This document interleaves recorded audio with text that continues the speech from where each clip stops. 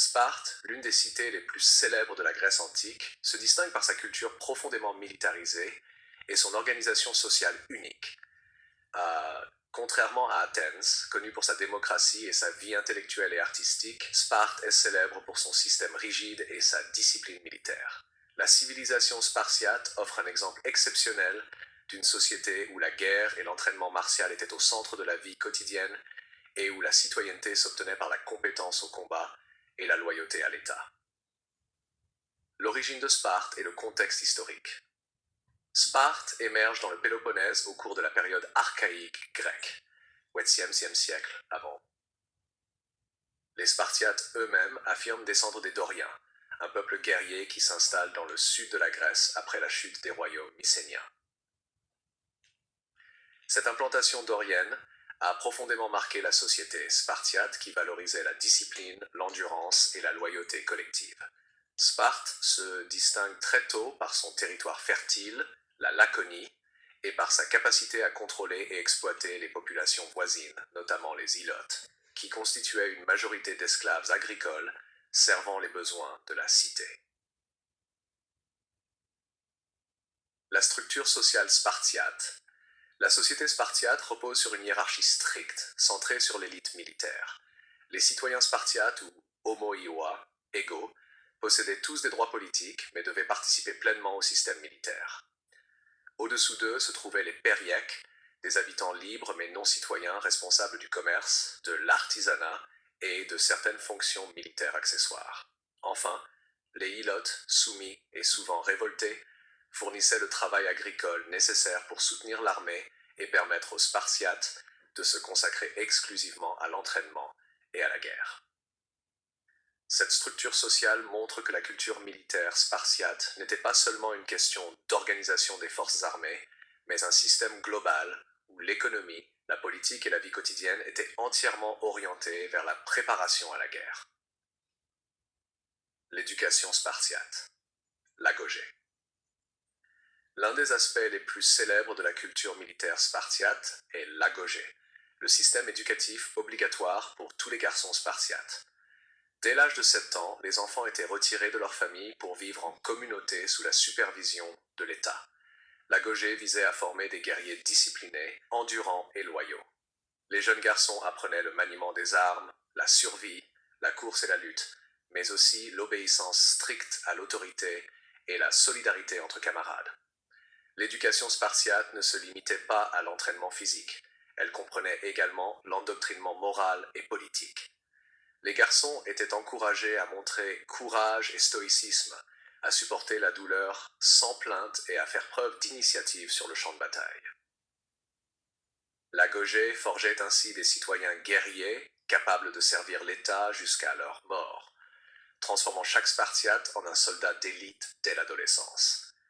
Les filles, bien que non formées pour le combat direct, bénéficiaient également d'une éducation physique rigoureuse. On leur enseignait la course, la lutte et le tir à l'arc, car leur rôle était de donner naissance à des enfants robustes et de maintenir la force physique et morale de la cité.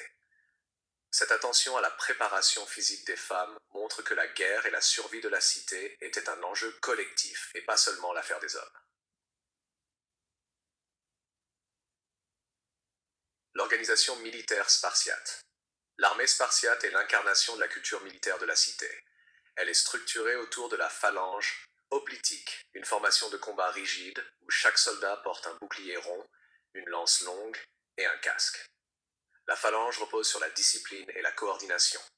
Chaque hoplite protège son voisin et avance en unité compacte. Cette organisation a permis aux Spartiates de remporter des victoires décisives malgré leur nombre souvent inférieur à celui des ennemis. L'armée spartiate est également composée d'une élite, les Spartiates, et d'auxiliaires comme les périèques. Les tactiques de combat étaient enseignées dès l'agogé, et la vie militaire ne se limitait pas aux batailles. Les Spartiates vivaient dans des casernes, participaient à des manœuvres régulières et pratiquaient des exercices physiques rigoureux tout au long de leur vie. Même à l'âge adulte, un Spartiate restait un soldat en service actif, prêt à défendre la cité à tout moment. La guerre et la société spartiate. La guerre était omniprésente dans la vie spartiate. Les conflits avec les ilotes, les cités voisines et les invasions extérieures ont façonné une mentalité de vigilance permanente. Les Spartiates considéraient le courage au combat comme la plus haute vertu et la défaite comme une honte insupportable. Les rites et cérémonies militaires renforçaient cette culture. Les jeunes Spartiates participaient à des jeux de guerre, des compétitions physiques et des épreuves de courage qui célébraient la force et l'endurance. L'exemple le plus célèbre de cette mentalité est la bataille des Thermopyles en 480 avant Josée, où le roi Léonidas et 300 Spartiates affrontèrent l'armée perse de Xerxès.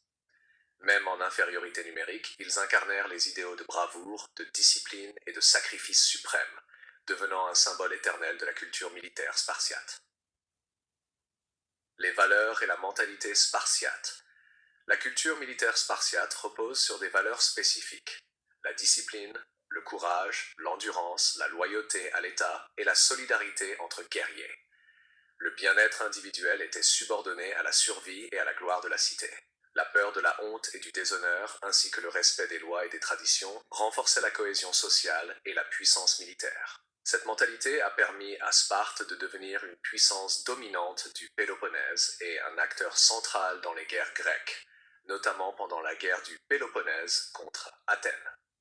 Cependant, elle présentait aussi des limites.